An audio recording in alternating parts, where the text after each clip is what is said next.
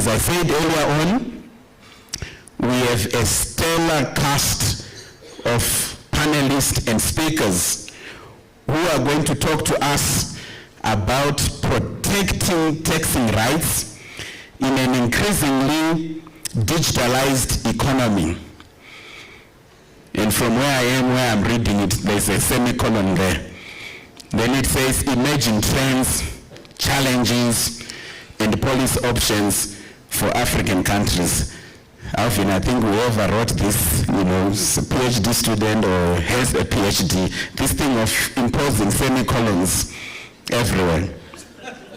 So before I call them to come up, please give me a big round of applause as I sit down and invite our speakers to come on stage.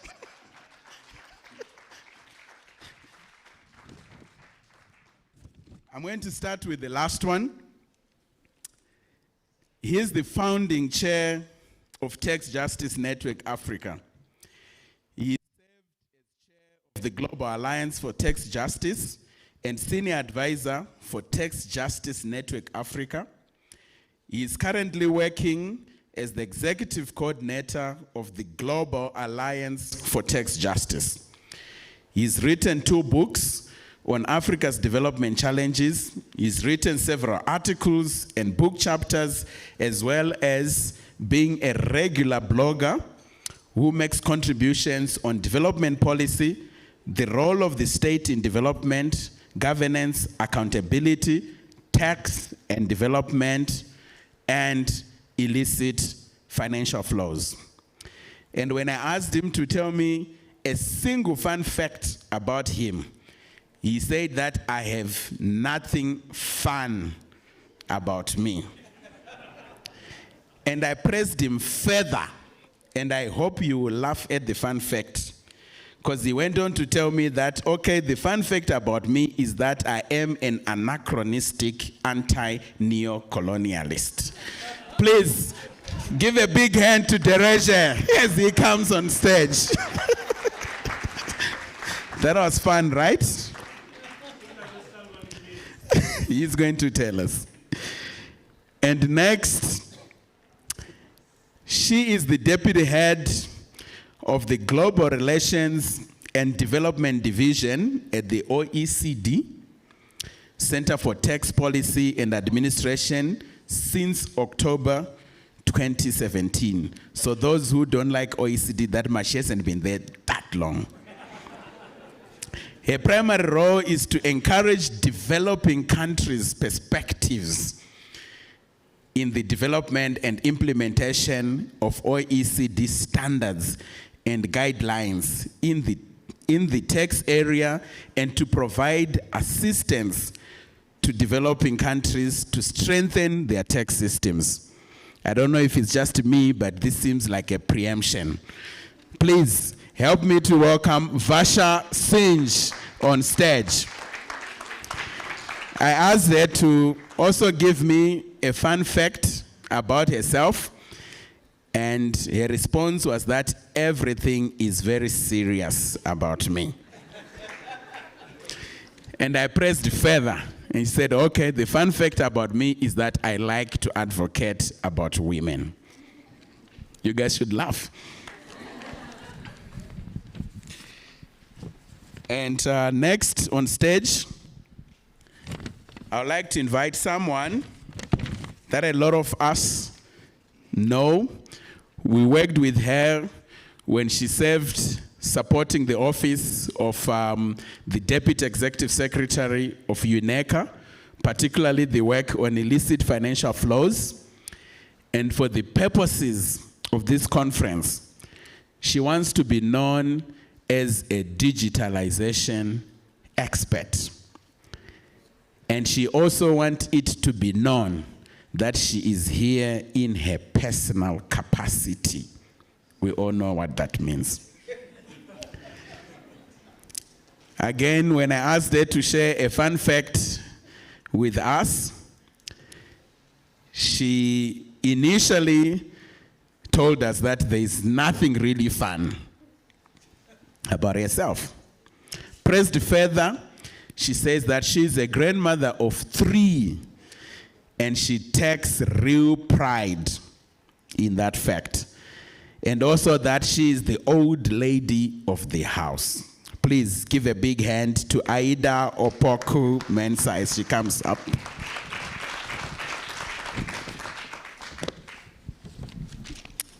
Next, she's a global tax advisor. I'll sit here. She's a global tax advisor at ActionAid International, based in Nairobi, Kenya. She holds significant experience working on tax within civil society and the private sector.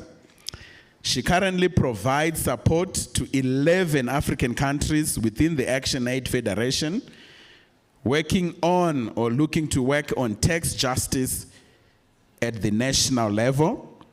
She has also represented ActionAid at various global and regional platforms concerning tax. What's a fun fact about her? She was the hardest of them all. Nothing was coming out. And in the end, we agreed that we, as a house, will impose a fun fact on her. And it is that her hairstyle is called Pompadour.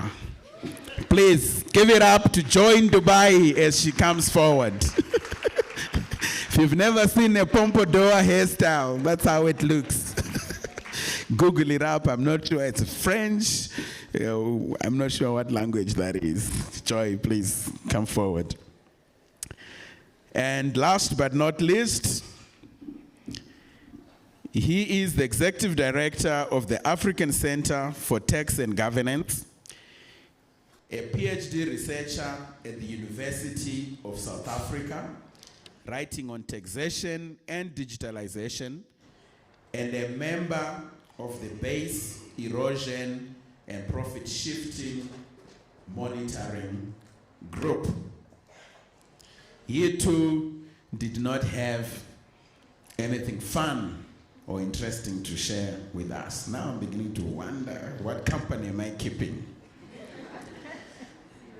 And pressed further, he says that the fun fact is that he used to work for the Federal Inland Revenue Service. He used to work for the tax administration, and I really pushed him. I was like, how is that supposed to be fun? And in the end, we agreed that the essential character, the defining characteristic of this fun fact is that he now considers himself to be on the other side. And he is our key speaker for this panel. His name is Mustafa Ndajio. Please give him a big hand.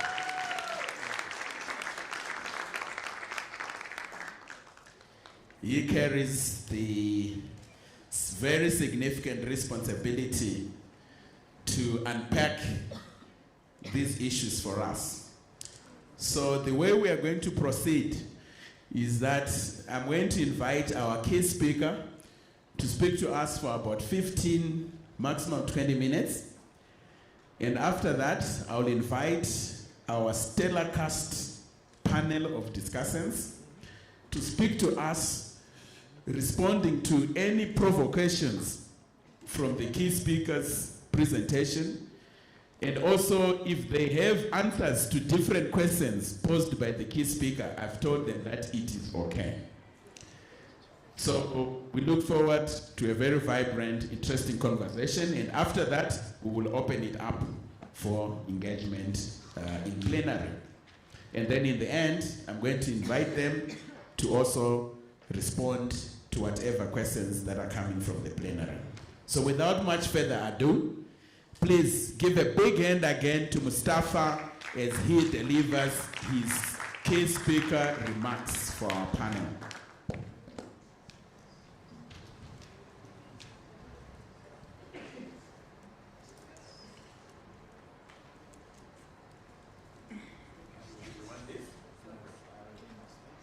Okay, our technical team, can we please project his slides?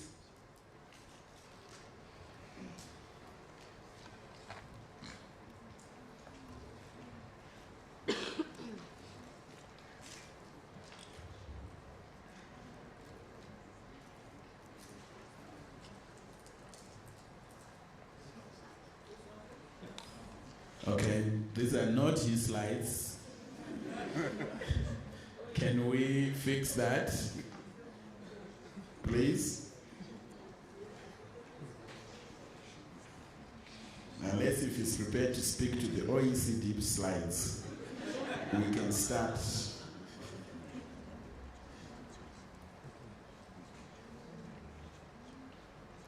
Okay, please bear with us.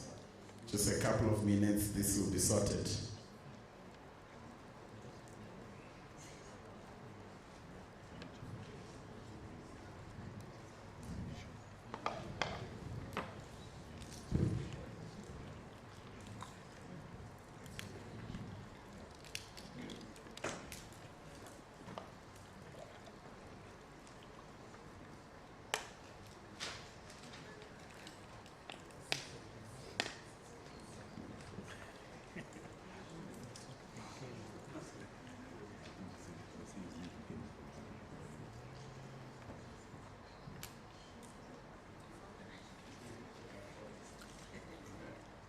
All right, over to you, Mustafa.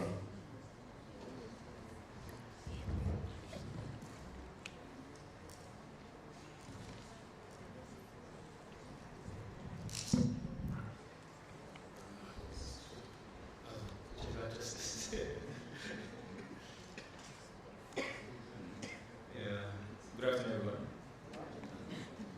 I'm honored to be here to making this presentation.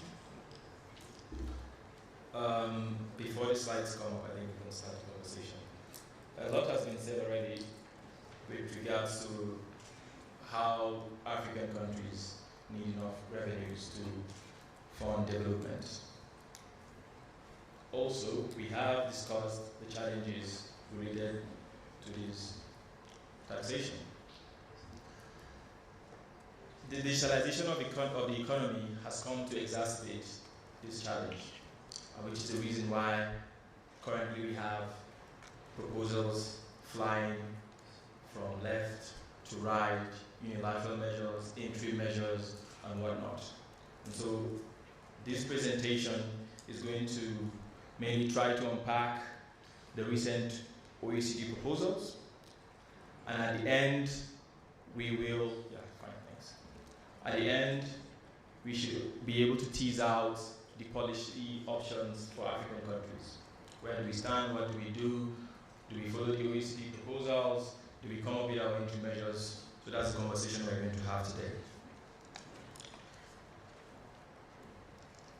The two central challenges facing the corporate taxation of digitalized economy are nexus and profit allocation issues. And this has been said partially earlier. Nexus. So you have the likes of Facebook, Amazon, Google, supplying goods and services to our countries without necessarily having a physical presence in our countries. We're not able to tax them. Why? Because the current nexus rules are deficient. Because it requires that before we can have the right to tax these companies, they must have a sort of a physical presence in our countries. Profit allocation. The current profit allocation rules, in my opinion, is a fiction. And why? So you have a multinational group of companies. You have a number of companies, right? Under common interest, under common control. You're working towards one overall profit for the multinational group. So they will do whatever possible to attain that. But the law says, yes, we know you are under common interest, common control, but we'll treat you differently. And what does this do? It opens up opportunities for them to engage in several harmful tax practices that will lower the overall tax liability of the group. There are also issues with regards of value creation, the digitalization of the economy, and how to allocate profits that have been generated in different jurisdictions, and how to categorize, how to analyze some of these the profits that are generated from digitalized activities, and would go further into the technical bit of this in a few. The OECD, the Organization for Economic Cooperation and Development, has been at the forefront the work on taxation and digitalization. The Action 1 report of the BEPS project in 2015 brilliantly discussed the challenges facing us, the tax challenges from the digitalization of the economy, both from the direct and indirect tax perspective. However, there were no practical and agreed solutions. Fast forward 2018, the OECD, the Inclusive Framework, continued the work, and they came up with an interim report. This interim report was sort of a stock-taking report. There were improvements, in my opinion, because the interim report did an analysis of the different digitalized business models and the different implications they have. But still, they did not come up with any agreed or any practical solutions. And seeing this, a lot of jurisdictions started coming up with their own measures because they realized that we're not making any progress with the OECD, there are no solutions, and the presence of these digitalized businesses in our countries are growing. They're making significant profits in our countries, and we're not able to tax them. So should we wait for the OECD, or should we just go ahead and see what we can do ourselves? Interestingly, even OECD member countries, EU, France, India, all came up with different proposals, even the UK. Different proposals, different interim measures. Seeing this, the OECD and the Inclusive Framework continued their work, they hastened the work, and interestingly, this year in January this year, they came up with a policy note. And for the first time, if I'm not mistaken, the OECD admitted that it was time to go beyond the arm's length principle.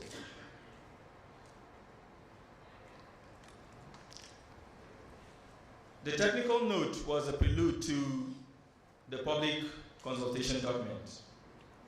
In March, the OECD and the Inclusive Framework released this public consultation document with a set of proposals that are to be considered going forward.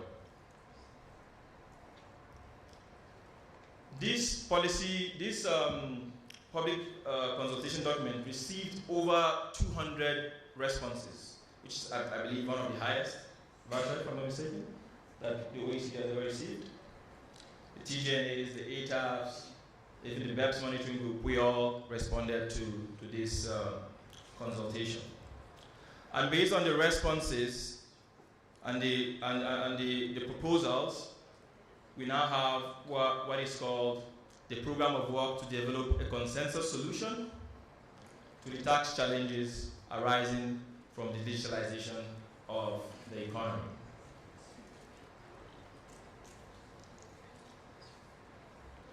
So, just to briefly discuss the three proposals under the public consultation document. There are three.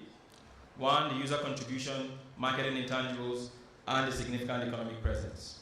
And all these proposals have to address two certain things, the two central challenges that I mentioned earlier, the issue of nexus and the issue of profit allocation. First is the user contribution. And the user contribution is focused on highly digitalized businesses.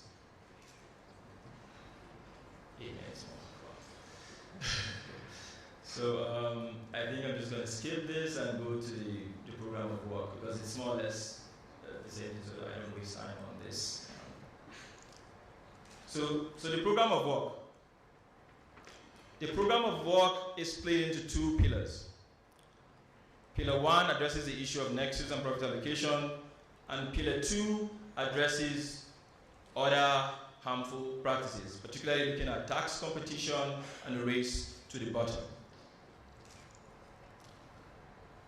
Under the Pillar 1, like I said, the Pillar 1 is split into two, the nexus and the profit allocation issues. Starting with the profit allocation, there are three proposals that are being considered. First is the modified residual profit split method. Now there are two things that we need to understand. Because when we're going through the conversation, you don't get lost. There's the issue of there's what we call the routine profits and the residual or non-routine profits. So these routine profits are what the profits are normally generated from the routine activities, from the functions, the functional activities of the organizations. Whereas the non-routine, the residual profits are these supernormal profits that are made from the user contribution, the intangibles, the marketing intangibles. So have this at the back of your mind because it's going to be mentioned throughout the remainder of the presentation. So what does the modified residual profit split method propose? Is that we're going to have, currently, like I said, we have current existing transfer pricing rules, right? So they're coming up with another method of allocating profits. So what we have here is, on the one hand, the routine profits will be treated under the current existing rules, whereas the non-routine profits, the residual profits, will now be under the new taxing, the new profit allocation rules. And basically, it's about value creation, right? So, for example, you have in Kenya, you have, say, Amazon having intangibles, marketing intangibles, trademarks, brand, and whatnot, right? So it does create value it has value for the business. So that profit that is being generated from that value is what is now going to be allocated under these new taxing rights. While on the other side, the usual activities are going to fall, the routine activities are going to fall under the current existing rules. I'm not very confident how this is going to work out, although the proposal is to come and solve issues. But I mean, there are a lot of tax experts here, and we've had conversations on how the current existing transfer pricing, besides the fact that they're not realistic, is also because they are extremely difficult. There are a lot of people from tax administration here who work in the international tax division. So that's what the modified residual profit split method does. We have the fractional apportionment method, and the fractional apportionment method, in my opinion, is a more practical method because it takes into consideration both routine and non-routine profits, and this is what India is pursuing. And it's going to allocate profits based on certain factors: sales, payroll, and even users, because of digitalization, highly digitalized business. Sales, payroll, assets, and then users, in the case of highly digitalized business. So based on these factors, the profit is going to be allocated on the subsidiaries or the companies under a multinational group, whatever activities, whatever factors that are reflected in the activities in the different jurisdictions that they operate. These factors are going to be considered, and based on a certain formula and the weighting, the profit is going to be shared amongst these jurisdictions. Then we have the distribution-based approaches, and this distribution-based approach is supposed to be a sort of a simplified method. So what you do is, in a jurisdiction, you identify a sort of a baseline. So a baseline approach. So for example, you have Amazon in the US spending 1,000 USD in Kenya on marketing activities. And you say, so Kenya decides the profit margin here is going to be 10%. So the profit that is going to be allocated is going to be 10% of in this jurisdiction. So technically, if you look at it, it looks simple, But in terms of how to operate it, it's going to be very problematic because you have different margins for different businesses, and if you have this for different, it means different jurisdictions will have different margins. So although the idea is for it to be simple, I don't see, in terms of feasibility, it seems a bit difficult, in my opinion. So certain things are going to be considered while exploring these different approaches. The use of business line and regional segmentation, looking at the different business lines, different geographical regions, looking at scoping limitations, where to stop, where to start, and how to treat losses under these new profit allocation rules.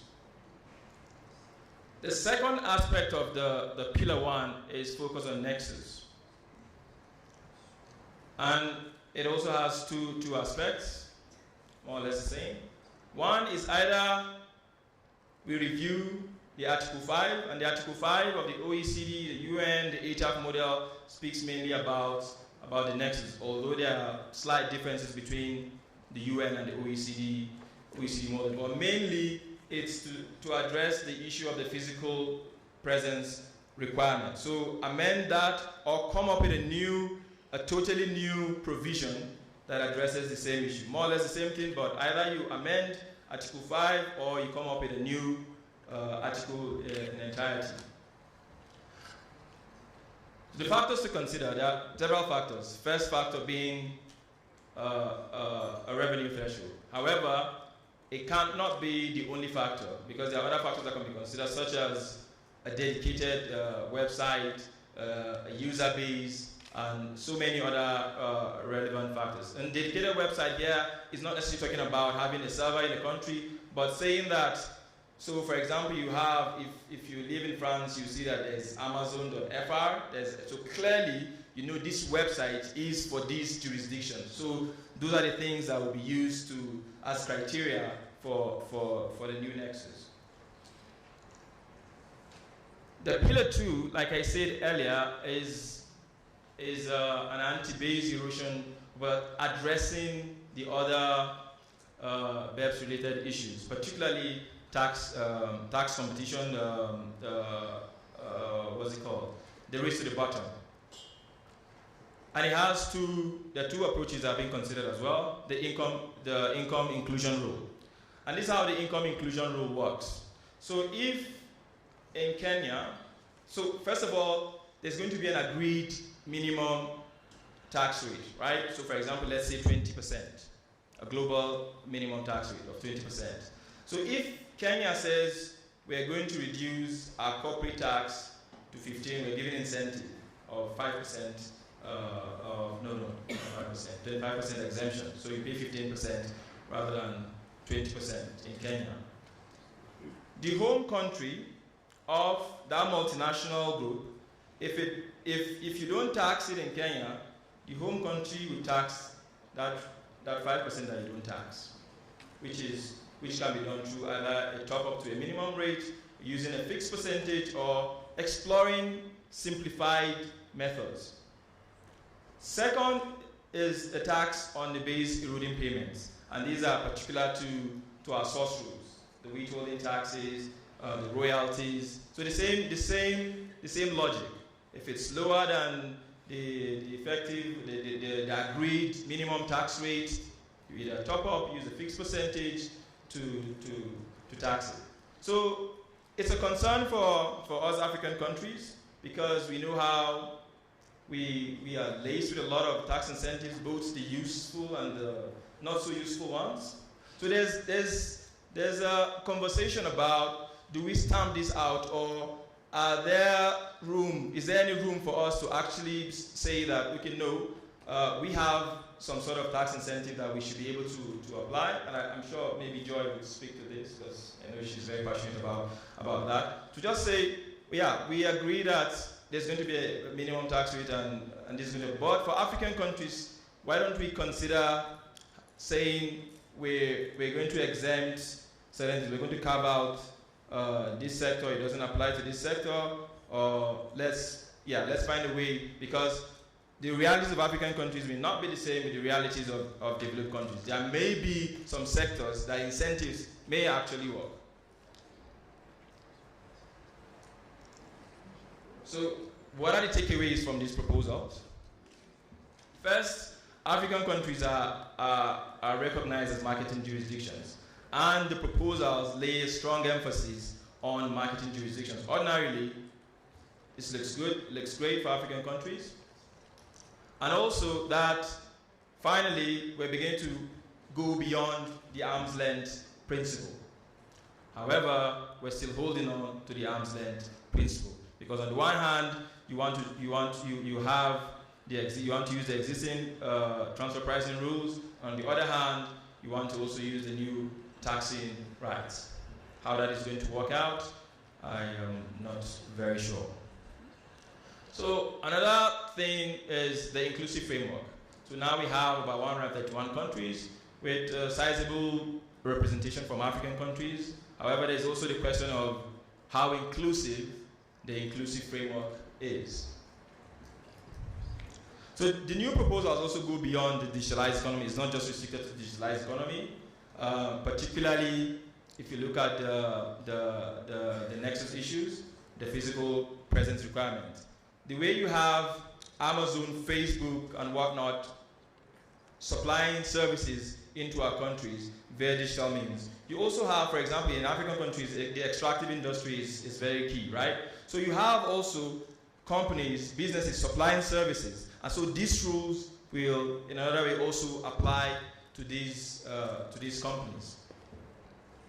Because right now they also hide behind the physical presence, the 183 days threshold, and find ways of avoiding to pay tax.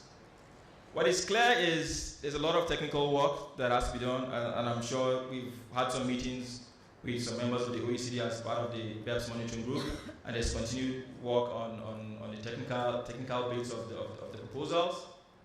But in my opinion, it's highly uncertain how it will turn out. I'm not sure if 2020, the 2023 that we're talking about, if we will have any agreed global solutions. So what should we do as African countries? There are three possible options. One, we explore treaties, right? Two, we strengthen our source rules. Three, we go with the consensus, the inclusive framework, the work program, right? So if you want to explore treaties, we're looking at particular articles. Article 5.3b of the UN model, which speaks about the services PE, even though there are still interpretation issues with regards to this. But it's a start. Because currently there are countries that try to apply Article 5.3b without the physical presence. I know Saudi Arabia released 2 years ago, but I don't know if they went through with it, that they will start implementing the Article 5.3b without using the physical presence requirement. You also have the Article 12 of the UN model on royalties, Article 12A of the UN model on technical services, and all these can be used to strengthen our socials through treaties. Let me not mix it up. Treaties with treaty partners. So if you have these, so any of these digitalized companies supplying services, okay, I'm about to. So yeah, and then Article 7, talking about fractional apportionment, and this is particular to profit allocation, right? So this also, India has this already in their own rule, in the new rules, the fractional apportionment as using it as the profit allocation solution for the significant economic presence rule. The domestic laws, what you need to do is just to domesticate these articles that I've mentioned, put it in your laws. So any company or any business supplying services to your country, you don't need any treaty with any company. As long as you have that in your domestic law, you can tax them. We can also wait for the consensus 2020 to see if there's going to be an agreed solution. While we're waiting, we could push for significant economic presence and formulary apportionment. Or we could take unilateral approaches as interim measures, then consider the outcome for 2020. My last slide, please. So all these options have advantages and disadvantages. So if you want to go with the treaties, it's easy, create nexus, tax certainty, you prevent double taxation. It's relevant for both digitalized and non-digitalized companies. It is not unilateral, so it's not going to be seen as harming international coordination. It ensures taxation of where economic activities and where value is created. And lastly, it will reduce the incentive for profit shifting when you implement the Article 7, the fractional apportionment. However, by design, bilateral tax treaties limit your taxing rights. They are limited to your partners, and you know that most of these companies are based in the US. So how many African countries have treaties with the US? Wanting to consider. And yeah, for the resident of main digitalized companies not represented in the treaty network. And then in terms of the fractional apportionment, there's always that question of the different accounting standards, which is one of the things that always comes to fore when you talk about unitary taxation, formulary apportionment, and whatnot. So in terms of strengthening your source rules, it ensures tax sovereignty, no limitation on taxing rights. It's your country, you can do whatever you want to do. It has potential to generate revenue, and the source rules, like I mentioned earlier, won't be restricted to digitalized economy, but also the highly digitalized economy, but also to extractives and whatnot. In terms of disadvantages, enforcement is clearly going to be difficult. How do you want to enforce Facebook in Kenya if Facebook refuses to play along? If they don't agree that you have your source rules and they say they're not going to follow that, how do you enforce them? It's going to be quite challenging. It's going to raise a lot of disputes. It's going to lead to lack of international coordination. And when you come up with turnover taxes, it could inadvertently push the burden of taxation to the consumer. We've seen what is happening in France, where Google, the Amazon saying, well, you can put the digital tax, but what we're just going to do is we're just going to put it in our cost structure. So if you're adding 5%, we just add 5% cost to our goods and services or our portion. It's that simple. So you have to consider that as well. Lastly, following the inclusive framework, the advantage is it prioritizes market jurisdictions to try to allocate all those user contribution, whatnot, to market jurisdictions. And African countries are characterized as these market jurisdictions. And it's a multilateral approach, right? So less disputes, and the enforcement is going to be easier because it's that cooperation. However, there are clear winners and losers. Countries are not the same. They will respond to these policies differently. It is highly uncertain that there's going to be any consensus by next year. And clearly, like I said earlier, it's complex. We are trying to solve a problem, but at the end of the day, if you're not careful, you're going to end up complicating it the more. Asante sana. Thank you. Thank you very much. Please give him another big hand.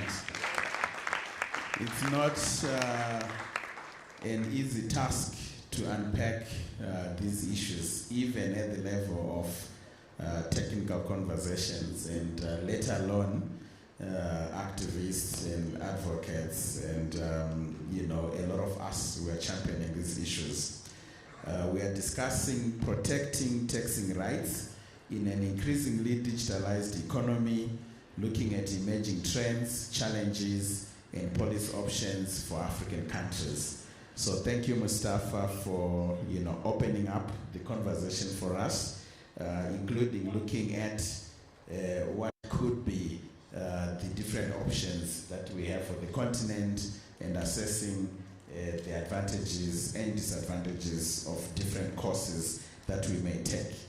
I would like to move straight to our stellar cast panel and invite them to share with us, help us go deeper. That's what they say, isn't it? Help us go deeper and even help us go wider with this conversation. And first, I would like to invite Joy Dubai. You already know more than enough about her from the introductions. Please take 6 minutes to talk to us. A big hand for her. Good afternoon, everyone. actually going to try and just simplify a little bit on what Mustafa talked about, which is quite technical and quite complex, I think. And really the meat of what Mustafa is talking about is the fact that digital companies are able to operate in our countries with no physical presence. And this is problematic because they're obviously earning income in our countries and not being taxed on that type of income. And actually, we talk about progressive tax a lot, and we've recently published a corporate tax paper on the progressivity of corporate taxation. And these types of tools, the aggravation of BEPS through no physical presence, means that the progressivity of corporate tax is affected. Yes? So domestic companies end up paying much more than large multinationals are. And this has implications for competition in general.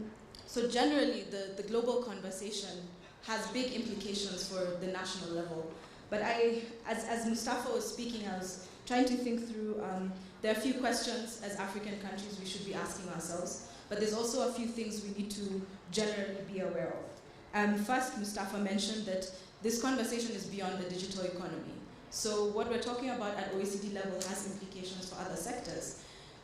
And I want to just try and explain this a little bit. The language of this new proposal has changed, and it has changed the concept of source jurisdiction to market jurisdiction. Now that means that as source countries, obviously, that's where you're sourcing your goods, your raw materials. Market jurisdiction is about the users and the customers. So where there are users, where there are sales happening is where the income should be earned.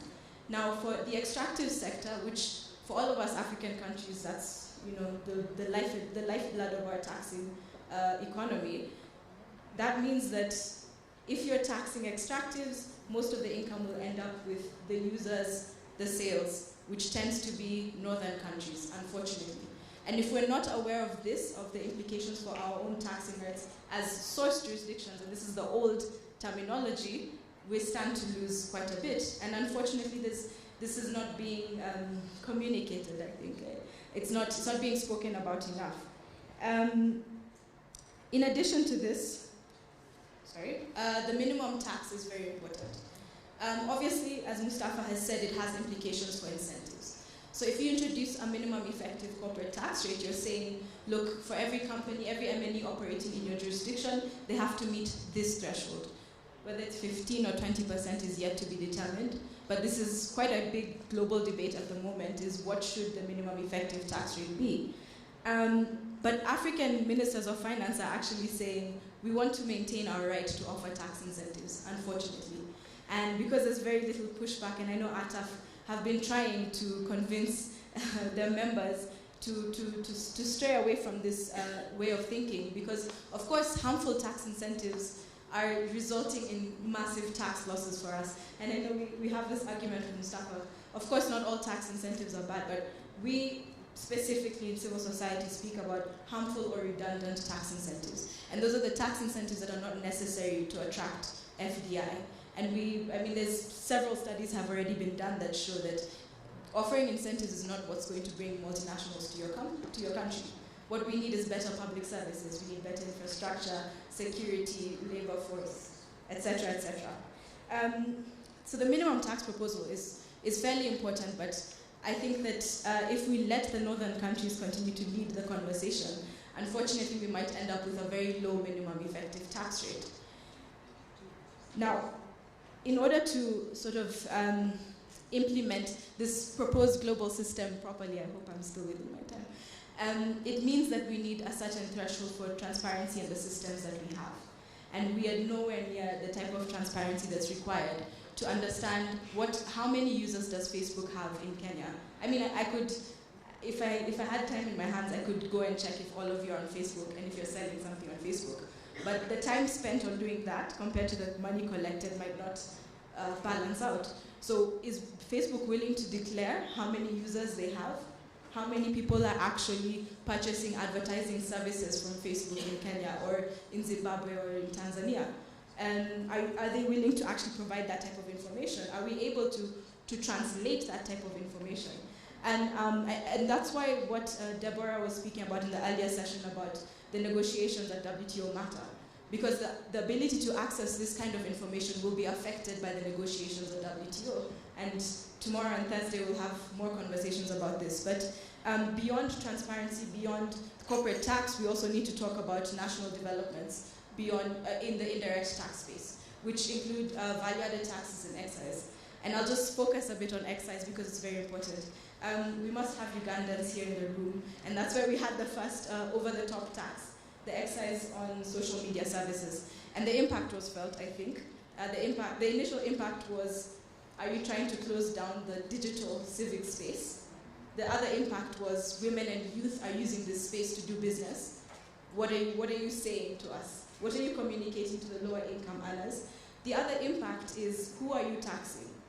You're not taxing the company because it's indirect. So you're collecting from the users of those facilities, unfortunately. And that's the impact of indirect tax. So the other question as Africans we should be asking is, are we targeting the actual income earners, or are we targeting our citizens in general? So just to close off, I just had a few questions. I think that as revenue authorities, as civil society, as people involved in policy, we should be asking ourselves as Africa and how to address the digital economy. So how do we establish which MNEs are operating without physical presence? Do we have the type of information that's required to do that? What do we stand to lose? How much income are we likely to lose? In a small, tiny country like Benin or Gabon, how much money would you really lose? How much of your community is connected to the internet? How many people have electricity? How many are using these services? And I must also say that we do have other types of digital economy expanding in our economies, which is mobile money. And we've seen this taxing of the mobile money happening, especially most recently in Zimbabwe, which is, in my opinion, concerning. In Zimbabwe, they've introduced, is it 2%? Yeah, 2% mobile money tax, which is on the actual value of the money being transferred. Yeah, the transaction, which is very high and has huge implications for low-income earners. Do we have the systems to evaluate the information that's coming in? For a long time, we've been talking about country-by-country reporting and public country-by-country reporting, but this data is still not being used by most revenue authorities, unfortunately. So how do we go forward with more information and utilize it? Okay, I'm continuing.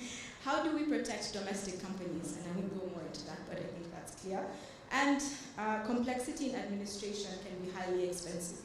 How do we ensure we're still collecting enough tax without incurring too many costs? Thank you.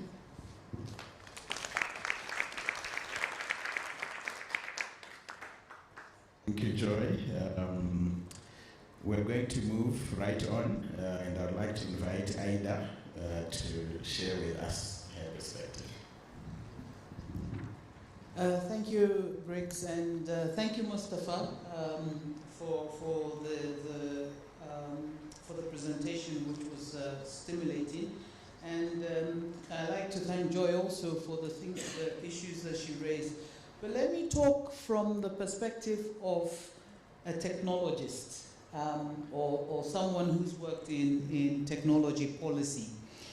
Does anybody in this room know the contours of the African digital economy? Does anybody know what animal this is?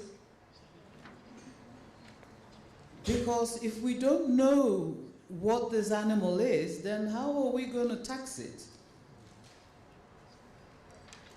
You don't know what it quantifies or what it qualifies, so how are you going to tax it? And that, for me, is the problem that we have in Africa. It's very nice to be able to follow what OECD is doing. When I worked in science and technology, and I was doing a lot of work in innovation, and how do you measure innovation in African countries? It was very useful to fall back on OECD's Frascati model of measuring the impact of innovation. But I'm sorry, this is not good enough, because we don't seem to understand that this emerging economy, which has confronted us, is a moving target. The digital economy we talk about, it's only a subset of what we now are witnessing in the world as the fourth industrial revolution. We now talk about Internet of Things. Now, Internet of Things means that the internet can be inserted into your refrigerator, and you sitting here, you can be, through your mobile, be sending messages to the fridge. No, but you know, but these are the realities. And therefore, when we talk about the digital economy and taxation and domestic resource mobilization, how are we going to do that? My second point, I just want to throw out these things, that as a result of listening to the two speakers. My second point is that to what extent are African tax administrators, to what extent have they themselves digitally transformed themselves? What aspect of digital transformation? Because when you do that, then you will begin to understand the need and the relevance of taxing in a digital era. That's when you begin to have your pulse on the contours of the digital economy. And therefore, if you yourselves have not been you have not digitally transformed. And the basis of the digital economy is data. Data analytics and monetization of data. Now, if you don't understand and appreciate as a tax administration, if you don't appreciate that, then how the hell are you going to be able to put a tax on data or appreciate it? Or even appreciate what people like Facebook and Google are doing. And then there's a third aspect, which is the laws. And I appreciate, a good example is that Nigeria announced last year that the emerging digital economy in Nigeria is going to be valued about $88 billion US. And it's going to create about 3 million new jobs by the year 2021. What is the tax administration? Have they begun to ponder how they are going to be able to create a tax incentive in all of this? And that brings me to the point of research. How are you researching this digital economy, which is elusive? Because it doesn't stop at digital trade. I just mentioned, it doesn't stop at digital trade. There is the Internet of Things. There is additive 3D printing. All of these manufacturing sectors are going to go into that. So how are you going to be able to evaluate or even tax a technological revolution which is moving all the time and which you don't have the contours of? And this goes back again to us as Africans and our governments. We have never invested adequately in science and technology to stimulate our economies because we've been too busy receiving aid. And we are at a time on this continent where technological and scientific advancements is underpinning everything. Everything. And if you don't have what it takes to invest in these sectors, then how the hell are you going to be able to say you want to generate domestic resources out of it? If you can't measure it, then you can't manage it. And basically, this is what it is. Tax administrators, to what extent are you working with technologists in your setups? Are there tech people who are there in these tax administrations that are monitoring the emerging digital trends in the countries and to put their finger on it and to make projections? Because seriously, if you were doing the necessary research, each country in Africa which had a transformed digital tax administration should be able to project billions of dollars into the economy. And they're not doing that. So basically we have a problem. We can't talk about this, nor can we even begin to approach the OECD models without knowing what we have and appreciating what we have.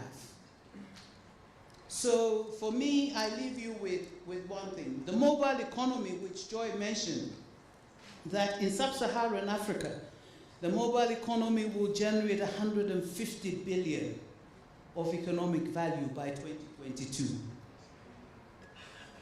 Which tax administrator has got a handle on this? And what kinds of taxation projections do you have? I'll give you my mom's salary just to hear that. Thank you.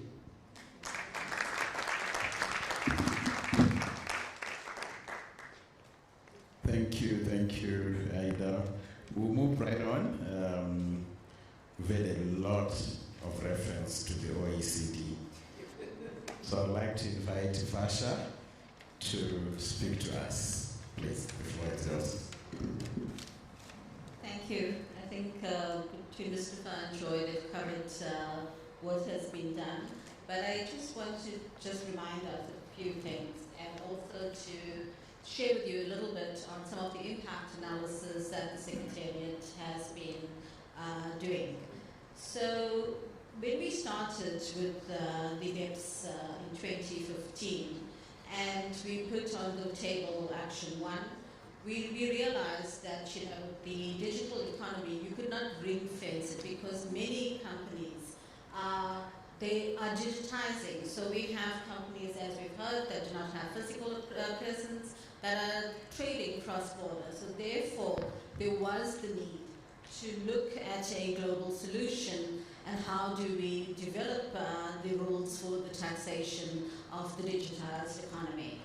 So with that, as Mustafa has said, we have seen the interim report, we've seen the policy note, and we've now seen the program of work. But with those on the table and the discussions that are taking place, there is no plan B in terms of if we do not reach a solution.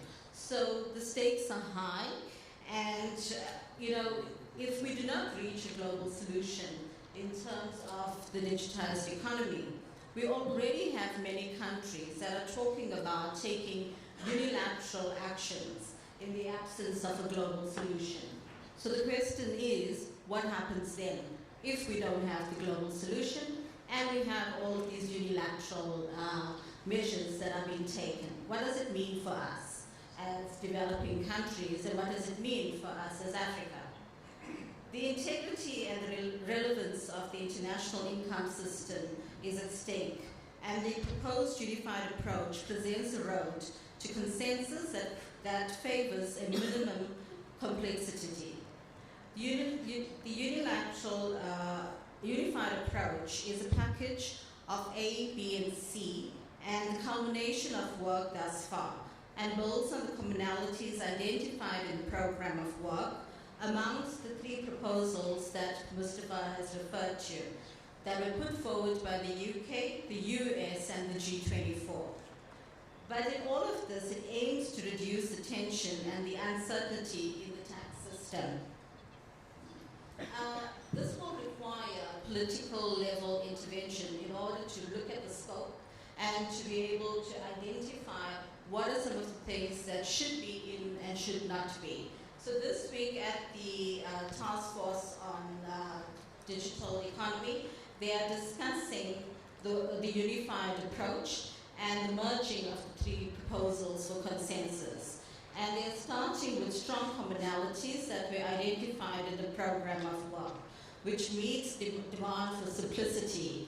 And that was something, as again that was referred to, was strongly requested in the public consultation, that whatever solution is put on the table, it has to be simple. But what are the foundations of the unified approach? It needs to avoid complexity, it needs to restore stability and certainty in the system, There needs to be a limited overlap, example, especially in terms of the arm's length principle, and there has to be dispute resolution, which should be a key feature. The starting point is the agreement of a revised nexus rule to acknowledge the remote, non-physical participation in the market. This is a feature that is shared by all of the proposals that we put forward.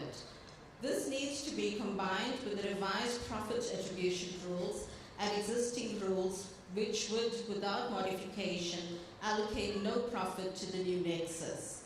So the amount A would apply to the new nexus, including in situations where there is an in-country physical presence, whereas the amounts B and C do not apply to the new nexus and are only relevant where there is an in-country physical presence. Amount A and Amount B do not create new taxing rights. They are concerned with existing arm's length principle framework, with Amount B modifying the arm's length principle. So the A is portion percentage of the deemed residual profit. B is the fixed return for the baseline distribution functions, and C is looking at additional return for activities exceeding those covered in Amount B. And just in terms of looking at the Pillar 2, just to remind us, some of the rationale behind is to provide jurisdictions with the ability to tax back group profits that are subject to low effective rate of tax. It's a multilateral solution to avoid uncoordinated rules, increased complexity, and risk of overtaxation. And it is to reduce pressure on developing countries to grant tax incentives. So this week, as I said, they are discussing what the unified approach at the Task Force on Digital Economy. In the next 2 days, there will be the inclusive framework steering group that will be meeting. And all of this in the next few months will be then taken to the inclusive framework meeting in January 2020, where there is a need to agree to the unified approach. If things go according to plan, there would be hopefully the development of a global solution that can be taken in July to the G20 finance ministers and then in November to the summit.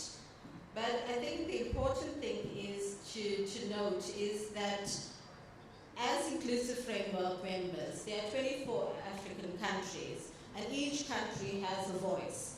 So when there is the meetings, there is a need to go and to be part of these discussions, and to also ensure that you put forward, if you have any reservations or if you have other solutions or other proposals on the table. HF is doing a lot of work through the technical committee. They have 3 technical notes that are on the table. Have all of us actually, looked at these notes? Do we understand what it means? Do we understand what is being put forward? And again, even though there is discussions at the steering group, the Task Force for Digital Economy, also all inclusive framework members can be part of these discussions. So it's important that we are part of this and that you are taking part in the discussions, because it is a unique opportunity to work towards reaching and to developing a global solution on digitalization. So just in terms of some of the reform assessment work that has been taking place, this has been in terms of looking at the new anti-avoidance provisions, looking at new digital taxes that are being discussed, as well as tax uncertainty that is increasing according to various multinational surveys. This has taken into account a broad geographic and company coverage. The Secretariat has assessed proposals under a range of different designs and parameter scenarios, and the parameter choices are not intended to prejudge decisions that are still to be taken by the inclusive framework. But some of the main investment implications is that the impact of the proposals on the overall investment in the economy are expected to be modest. Many multinationals would not face any changes to their investment incentives, and the overall impact on effective tax rates would be modest for the large majority of jurisdictions. Pillar 2 may result in sharper increases in effective tax rates in zero-tax jurisdictions in cases of no behavioral responses. Pillar 1 and 2 reduces the incentives for multinationals to engage in profit shifting, and implementation of the proposal should reduce the importance of taxes in attracting investment. The one thing I would like to say is that in terms of data from members, we are restricted in terms of what work has been done to data that we have at our disposal at the OECD. So we are working towards working with other developing countries and regional tax organizations to be able to bring forward more data. So in that way, we would like to work with ATAF to try and get more data from African countries so that the analysis and the impact that is presented is one that is inclusive of the 134 members. So this, again, would be discussed this week at the task force. It will then be taken to the public consultation on the 21st of November, and I think that with the large, response to the last one, we are expecting a good response again, and then they would finalize the economic analysis and impact in the assessment report by the end of 2019.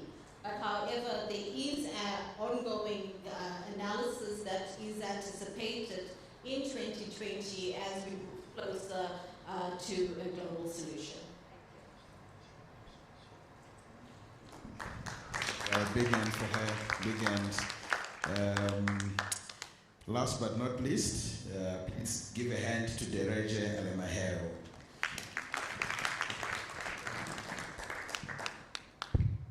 I'm taking that from a friend whose organization will be at the center of my critique. And the last time we met also on such a podium discussion, my challenge to her was, not to her, to her organization was, there is no doubt that the OECD has expertise, the best expertise in taxation in the world. If it really wants to serve international taxation, why should it not admit that it is not a universal membership organization? So tell them, we cannot represent all countries. Let the United Nations take these technical suggestions and convert them into a political process in which countries are equally represented. That was the challenge. That was also. Now, my problem is this. The inclusive framework brings together 134 entities. What is the difference? It is not solving any of the allegedly absurd situation within the United Nations, which is that China and an island nation state have one vote. In the inclusive framework, according to the structure, also the grand power of Macau has one representation with the USA. The Isle of Jersey has one representation like China. Actually, the UK is represented 15 times through its secrecy jurisdiction, the crown dependencies, and overseas territories. So the only difference is the inclusive framework is outside the UN. What does it mean? It can be disbanded with a tweet of Trump. What does it mean? That it is prone to manipulation, prone to carrot and stick of ODA, and then that is the biggest problem we have. So, who is the G20? Who mandated the G20 to mandate a club organization to prepare rules and solutions for a universal membership organization? That is the first challenge. The second challenge is this. We have participated in international reform processes based in the UN. For example, the climate change issue. For example, the formulation of the SDG. We had the possibility of influencing our representatives, our national governments, holding them accountable for the positions they take and for the positions they don't take. We don't have this in this process. So, these are I had a quotation about, in the submission asked by the OECD, one of the submissions was sent to it by TJM. It says, we are submitting this proposal to the OECD consultation, knowing that the organization has a history of bending to lobbying by its own member states and thus and their multinational companies. Why do I say this? The most powerful OECD members are not in the process to negotiate better tax revenue for themselves. They are in the process to prevent their multinationals from paying taxes. I'll give you an example. Just look at the exchange between the UN revenue authorities and the European Union about the taxation of digital taxation. If you tax Apple, we'll tax Y. And Apple is not also paying taxes in the US. So they are giving rise to what now is called stateless income. So let me give you another example. Ireland was, the European Union made a ruling that Ireland has let loose Apple on the rest of European countries, in which Apple stole 13 billion US dollars tax revenue. So it challenged Ireland to reclaim this amount and distribute it to the European Union. Who appealed against this ruling? The Irish government. So in this OECD setting, it is not about countries negotiating to get a better taxation. It is about powerful countries which are trying to prevent that their multinationals pay taxes elsewhere. It's not true. So this is an absurd situation. The other thing is this informal thing.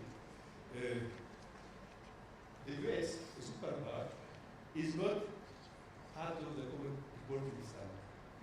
Okay? Namibia, because it was blacklisted by the OECD, because it didn't sign up to this, it was blacklisted by the European Union for not abiding by standards to which it was not abided. And nobody is questioning the US for not applying a rule which was done by the OECD itself. So my feeling is the rulings coming from this OECD process are called soft rules, but they are soft on the reach and they will be very effective on the ground. That is my feeling. Finally, I'm not a tax expert. There are two, I don't think Pillar 2 will have a lot of success. Pillar 1, there is something in the making which is being promoted by the US. That is why I'm afraid this will be the standard the OECD might promote. What is this? It says, Mustafa explained it earlier. There is the routine and there is the residual. Now, technically it is not difficult. It is very difficult to say what is routine and what is residual. The UN representative in this negotiation said it in an interview. Don't worry, the residual will be very small. And what happens is, the routine, which is a bigger share, will be distributed based on the current rules. What are the current transfer pricing is a complicated thing. You know what it means? It looks at the fact that the Isle of Jersey is the biggest exporter of banana to Europe as a normal economic transaction. It looks at the fact that Switzerland is the main trader of copper, although it does not produce a gram of copper, to be the first most beneficiary of copper import export. It looks at this phenomenon as a normal thing, as a legal thing. So now what will happen is, this thing, which is going to constitute the majority of the profits, will be distributed through a mechanism which ensures profit shifting, and then this residual will now be shared upon, and there is no key agreed upon. So my theory is, we are now read very attentively, very happily, the technical notes of ATAF about the technical issues. For example, what he said is, if the multinational now say the division between residual and routine is this much, and if a country disagrees with that, they want to impose a binding dispute resolution mechanism so that the countries now cannot claim more than what the multinational is admitting to. Now, ATAF is against the binding dispute resolution mechanism. The US might not be in favor of anything short of binding dispute resolution mechanism. Now, are we as Africans in a position to challenge our governments not to say yes to anything which endorses binding dispute resolution in this process? And I'm just trying to I have arguments on all the aspects of the inclusive proposals and that. Just to take this. So my fear is this. Using the ODA carrot and the policy conditionality stick, our government might be forced to say yes to something that might bring a penny today, but will end up in a loss of pounds tomorrow. So that is my fear. That is why I'm not in favor of anything that allows behind the back manipulation of our leaders. An open process in which we as citizens have also the right to question the position of our respective governments. Only in such an open process can we advance the interests of Africa. The inclusive framework in the current thing is for behind the scene manipulation. A strong secretariat is also a damaging fact for an intergovernmental process. The OECD secretariat is very strong, very manipulative. Thank you.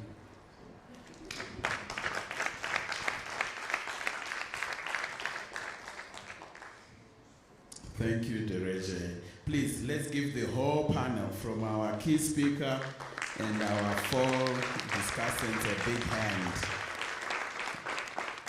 And please ignore the flashing clock at the back. We started a little bit late, so we will stretch it past, by a few minutes.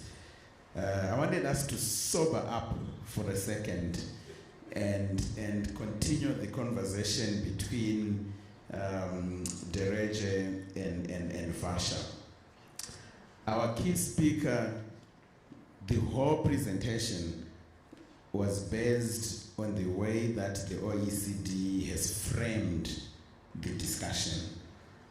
So our reality is that there is already that offering in the space, the framing of our conversation. And we have a long-running conversation, Vasha, that says that the OECD is catering to the interest of developed economies. Derek has gone further to say it's even an attempt to ensure that the multinational corporations do not pay just tax. So I wanted us to just take it a little bit further from your perspective, and this time around, please don't look at your notes.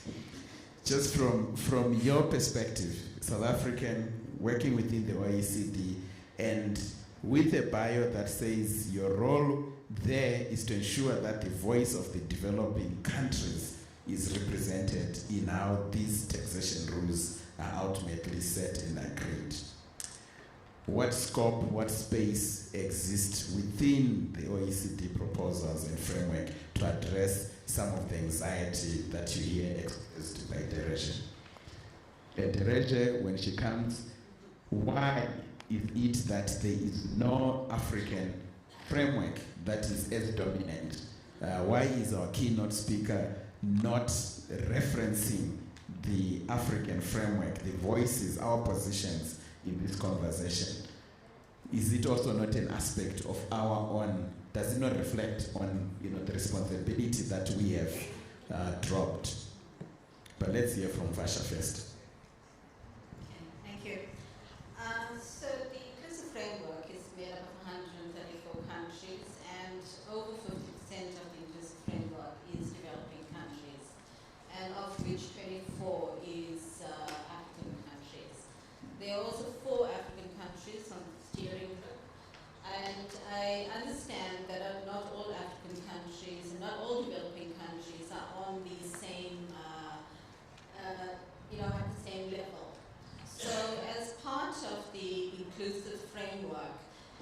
there is the aspects that we have just discussed in terms of reaching a solution for digitalization and the discussions that take place at the inclusive framework meetings and the steering groups.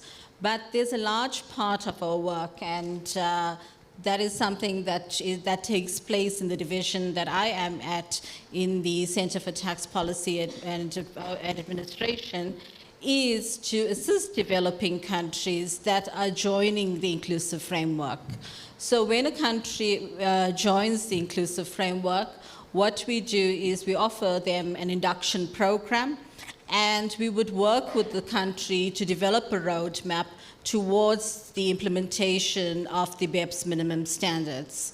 And after that, if the country requires further assistance, we would provide that. We also work with ATAF as well as the World Bank in assisting countries bilaterally on the continent on specific areas that they need assistance. And transfer pricing has been one of those areas that we have assisted them on. And you would find that in the last 2 years, through the work that has been done with ATAF on transfer pricing, some of the proposals that have been put forward has been included in the OECD transfer pricing guidelines. So it's not just the inclusive framework, there's more things that are taking place. The other one is Tax Inspectors Without Borders. And I think tomorrow when we have one of the breakaways, we will talk a little bit more about that and some of the work that's being done there. But that, I think, is really significant in that you have experienced auditors that go out and work in developing countries to build audit capacity.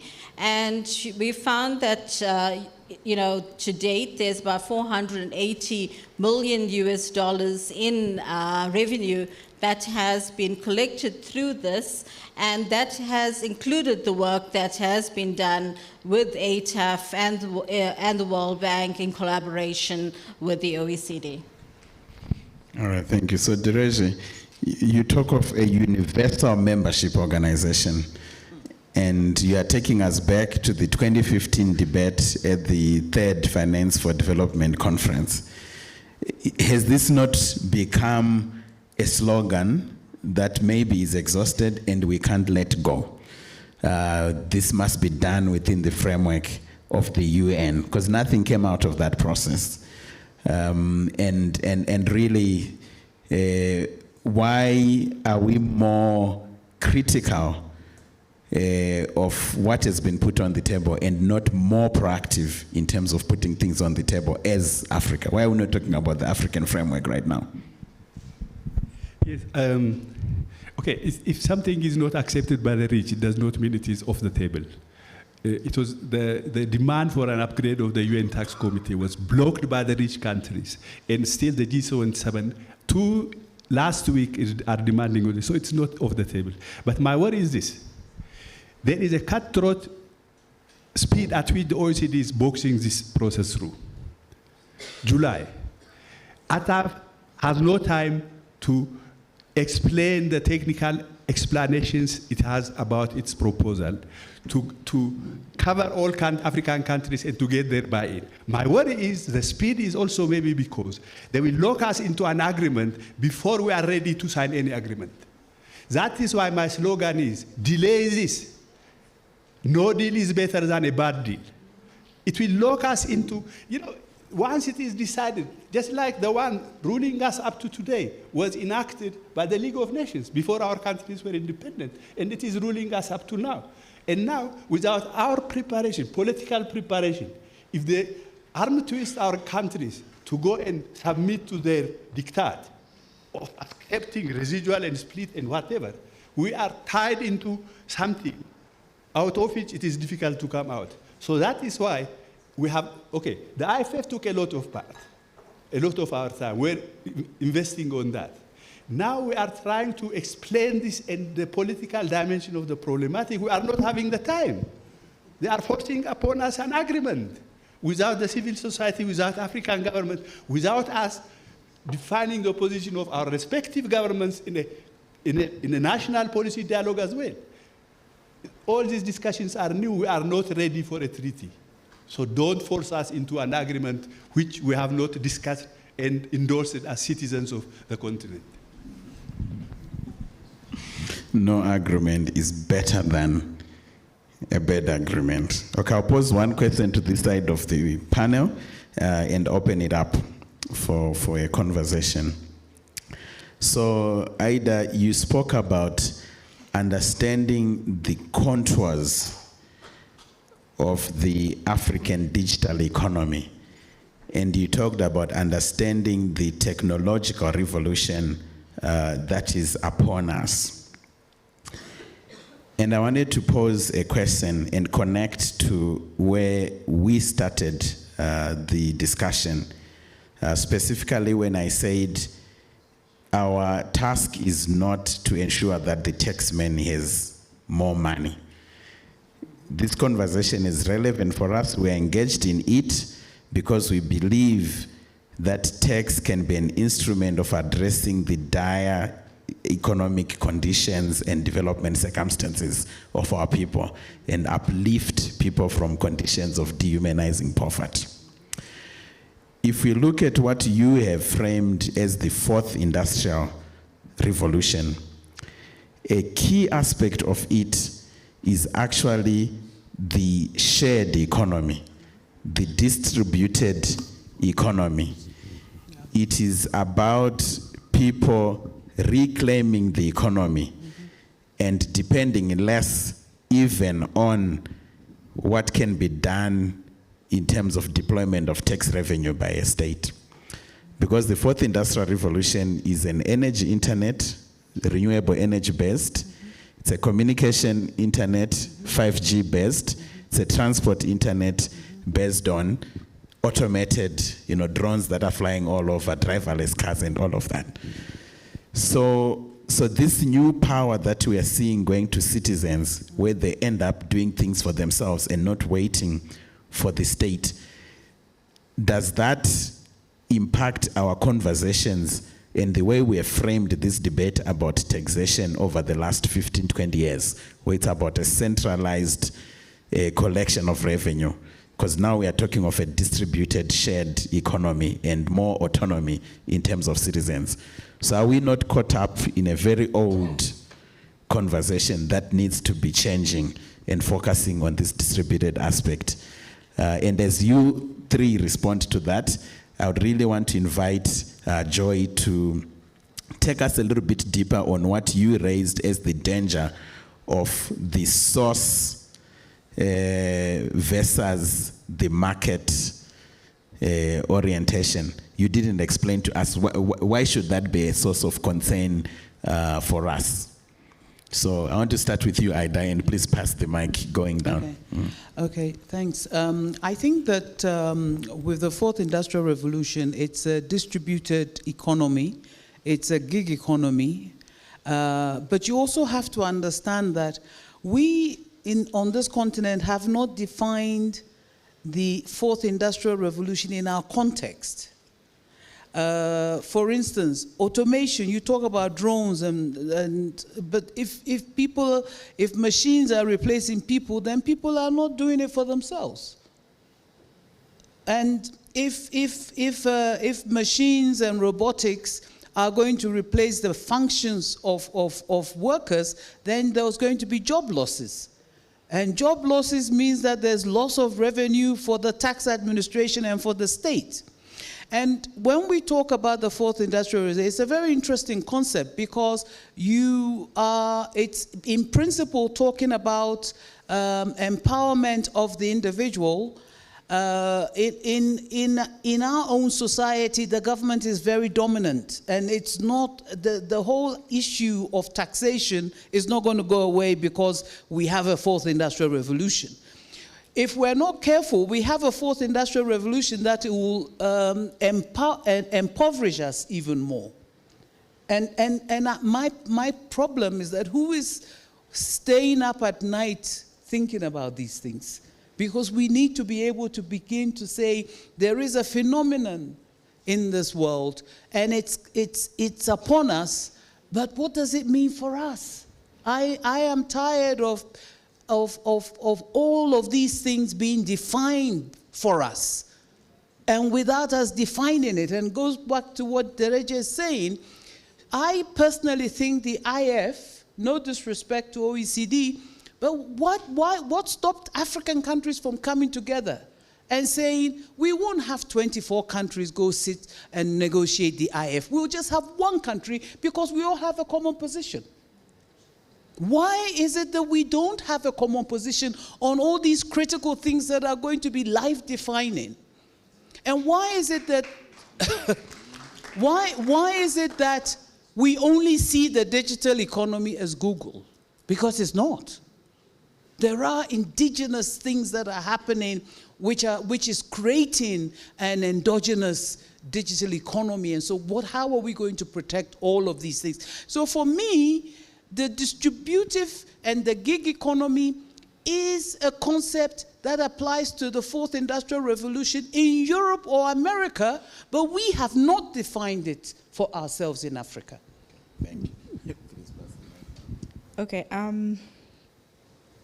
So, it's quite an interesting debate, and I think I have a few things I want to add to set context, but also to explain what I was saying about source and market jurisdiction. So I'll start with source and market. So previously I'd said that the market jurisdiction is identified as where the customers, the users, where the sales are made, essentially, right? And that means that income allocation will be higher where there are more sales, where there are more users. So in a country like China that has 1 billion people compared to a country like Kenya that has 50 million, logically speaking, it will end up in China, right? So if we're saying that, for example, in the extractives industry, Congo is producing X amount of it's called coltan, yeah, coltan, which is being extracted from their land, their country, but is mainly being consumed, or of course, because a lot of producers are in China, it means that most of the income for that will go to China, right? Most of the income allocation in that instant. But there are responses in that element where OECD is considering carving out the extractive sector and saying there will be different treatment for different sectors. But it's important that we are participating in this conversation to identify how it affects us. As Varsha has said, the impact is still kind of unclear and it still needs to be evaluated. Of course, the impact is being evaluated from a northern perspective. I would expect ATAF would do the evaluation from a southern perspective as well. And I think it's happening with the technical notes that have been produced. But I want to also set a little context. There are common positions coming out amongst Africans from ATAF, but amongst developing countries from the G24. And the G24 did make their contributions to actually the overall proposals, and it was reflected in as one part of Pillar 1 and led by India, developed by India. So I wouldn't say that we're not participating in the conversation. I would say that the louder voices are the voices from the north, unfortunately. And India really had to battle to have these proposals put forward. And unfortunately, a lot of this was because there wasn't enough support from other developing countries. And I would say, okay, let's throw it back at ourselves. Can we also push for more support for developing country proposals? Because unfortunately, our current reality is the UN is not becoming the body we want. It's not strong enough. It's underfunded, I would say, intentionally. So how can we push for a stronger developing country voice? There's also unilateral action. There's also, most recently Kenya has just said we are introducing our own taxation of digital economy rules. We're going to tax companies. We're going to tax individual income that's being earned. They're already taxing mobile money. And I think we have to also broaden how we're looking at this, as you've said. The digital economy is not just focusing on corporate tax. It's excise duty, it's VAT, and we are taxing it, right? We are collecting income. Kenya is proposing to collect VAT from e-commerce. South Africa has been collecting it since 2014, right? So it's happening, And I would be shy to go and dismiss it that quickly. It's happening. We are recognizing these spaces. Some of our decisions are not so great. Taxing mobile money using excise duty is not the best decision. Anyway, I will close this off by saying this. In the global negotiations, taxing rights are ours, and we are opting to surrender them. So we should not be behaving as if they're being given to us. Yeah? Thank you. Ida, I totally agree with what you said earlier. I mean, it's difficult. I think the lines have been blurred, and which is why the point Varsha made earlier about not ring-fencing the digital economy. For me, from my experience in research in digitalization, I've realized that the conversation on the trade bit of digitalization has not been very robust. We've focused mainly on the issues of taxation. And I think it feeds into what Dereje says. There are two reasons. One, if you look at the EU today, if you look at these proposals, they are not so different. The implications of digitalization today are not so different with African countries. So the question is, are these proposals, are these solutions coming because countries are disadvantaged, or is it because really the EU is also a developing digitalized economy?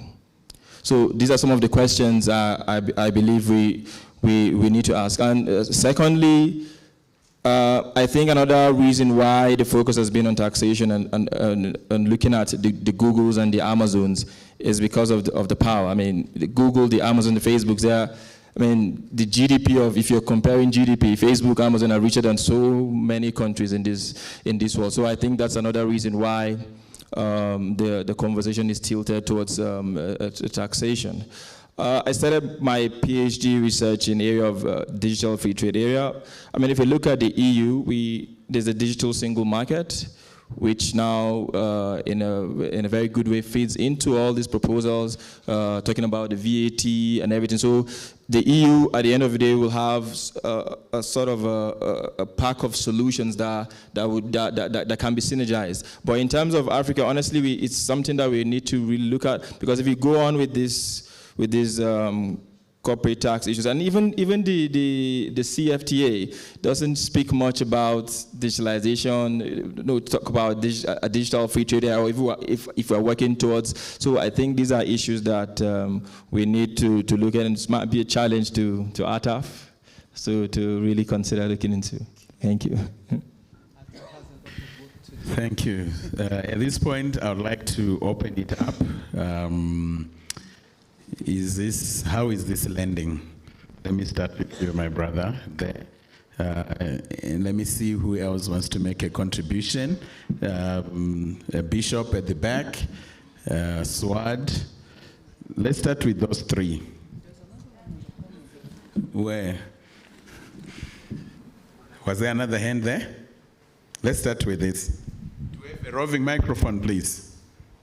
You can take mine. Yeah. I'll give you mine. Okay, please.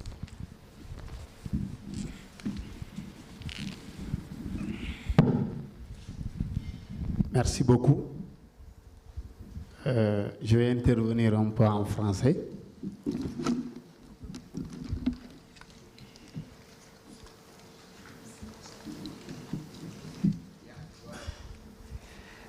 Je vais commencer par féliciter les panélistes parce que les positions ont été claires et vous avez tant bien que mal essayé d'adresser la question sur les droits fiscaux, vraiment comment protéger les droits fiscaux dans le cadre de l'économie qui est numérisée.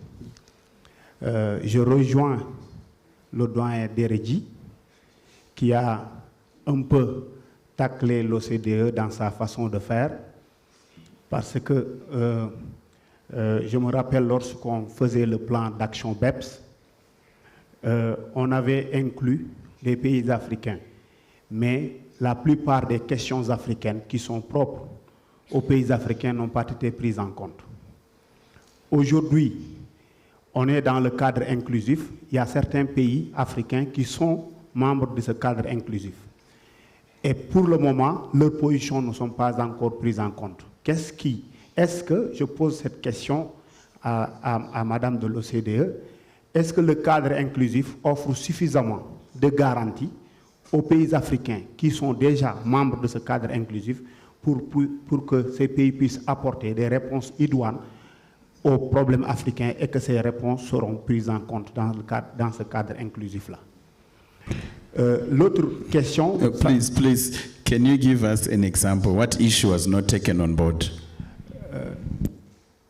Je dis juste, par exemple, aujourd'hui, le cadre inclusif doit donner, par exemple, le Sénégal est membre du cadre inclusif, est un pays membre du cadre inclusif, mais je suis sûr et certain que beaucoup de ces préoccupations, parce que nous avons eu à travailler avec l'administration fiscale et le ministère des Finances au Sénégal, mais beaucoup de nos questions n'ont pas été prises en compte.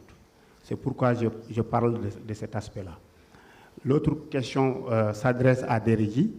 Je demande, puisque vous êtes le directeur exécutif de Global Alliance for Tax Justice, qu'est-ce que Global Alliance, Tax Justice Network Africa, ATAF et même l'UNECA est en train de faire pour avoir au moins notre propre cadre inclusif? Parce qu'aujourd'hui, il ne suffit plus, par exemple, d'aller rejoindre le cadre inclusif européen, mais d'avoir notre propre cadre inclusif pour pouvoir avoir une position commune et les défendre au niveau des plateformes mondiales. C'est ce que j'ai à poser. Je vous remercie.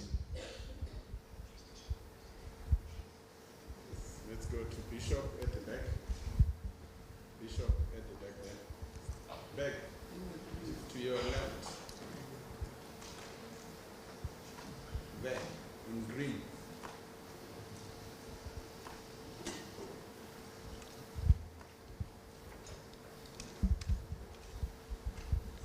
Thank you, Chairman. With your permission, I'd like the panel to respond to the following.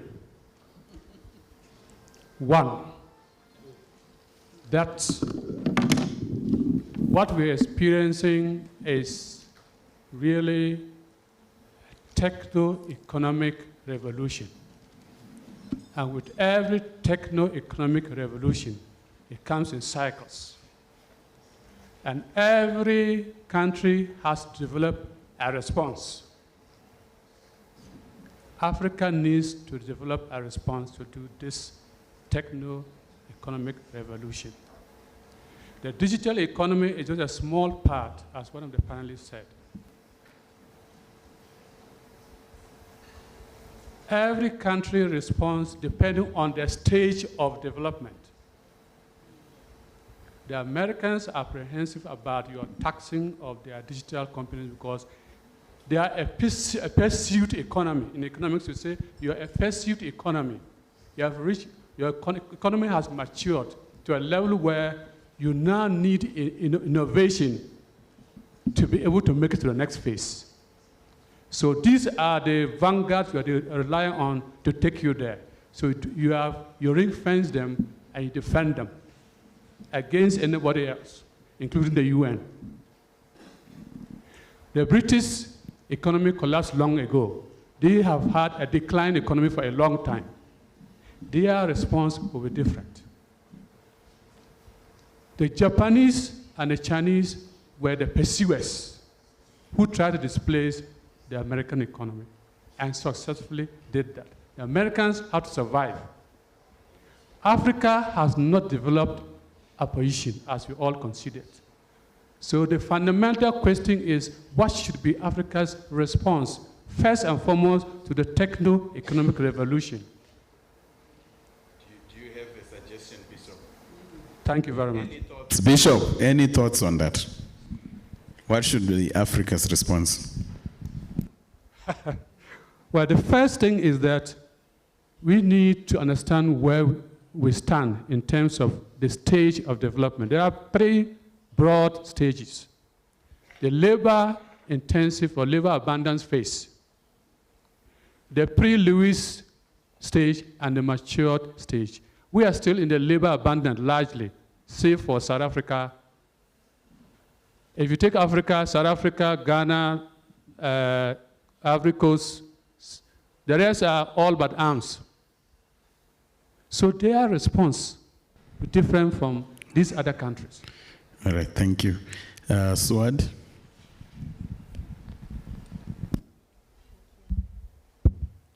Thank you, Briggs. Well, this seems to me a continuation of a conversation that Ataf had started in Vic Falls.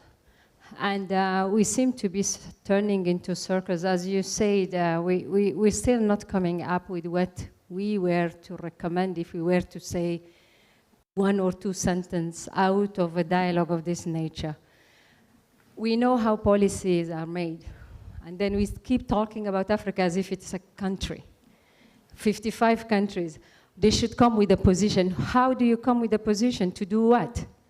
For what purpose? Every time a conversation is kick-started somewhere, Africa should quickly react to it? Why do we even react to that? If we say that the UN was the place for us to have this conversation, we should take a step back. Why are these 24 countries encouraged and gone and are part of a process that you are not at the table? You're invited to something that is triggered by a group of rich boys. Why do you go there knowing that you are in a position, you're negotiating what? And on behalf of whom? Even Ataf. You see, the question then becomes, we don't come up with common positions, and we will not be expected to come up with common positions if the conversation is not one that is ours to start with. How do you tell, we keep saying the AU. AU is a platform of heads of state. Dereje was with me last week in New York. We know how the conversation at different levels happen. If AU is the heads of states platform, do you want them to come up tomorrow and say something about a discussion of the G20? And then what is it that we are supposed to be, and who is supposed to be the vis-a-vis to the OECD? AUC, the Commission, that is supposed to be handling only what our heads of state have decided, just like G20, OECD actually acts on the decision of the G20. The question is, you cannot have a decision of the G20 instructing Africa to and then expect Africa to stand up and come up with something that will get us in the race of what race, as said Dereje. The set up process means something. The reason why the UN initiative will never kick out is because precisely we are also, all of us, somewhat want to entertain another process. So what is the stand, even at civil society level? What are we saying? Should we be part of it or not? We're saying we should come up. Is that right for us to say that our governments should be part of it? On what ground? Where is the justification for it?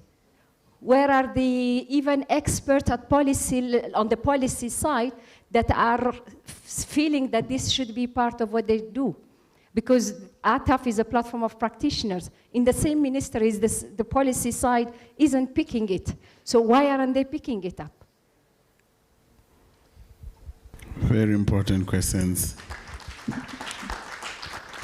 I'm going to invite, before I ask Logan to say something, I'm going to check if anyone else wants to add to this debate. Our panel has clarified everything. Okay, back there.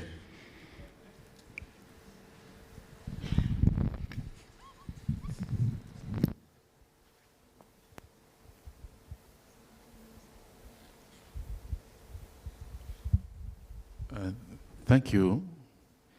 My question is just simple and goes to the panelists there. Are there statistics that really show that the common man is involved in framing the tax policies, framing the taxes that are imposed on them, involved in adding their voice that this tax is good? Are there statistics, please?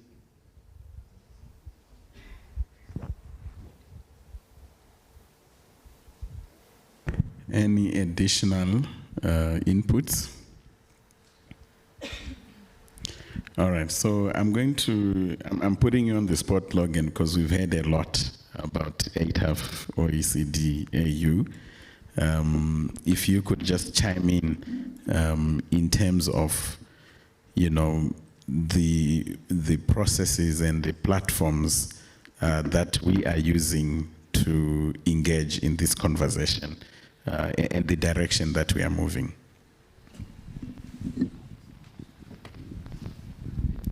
Thank you. I will try and answer as best as I can.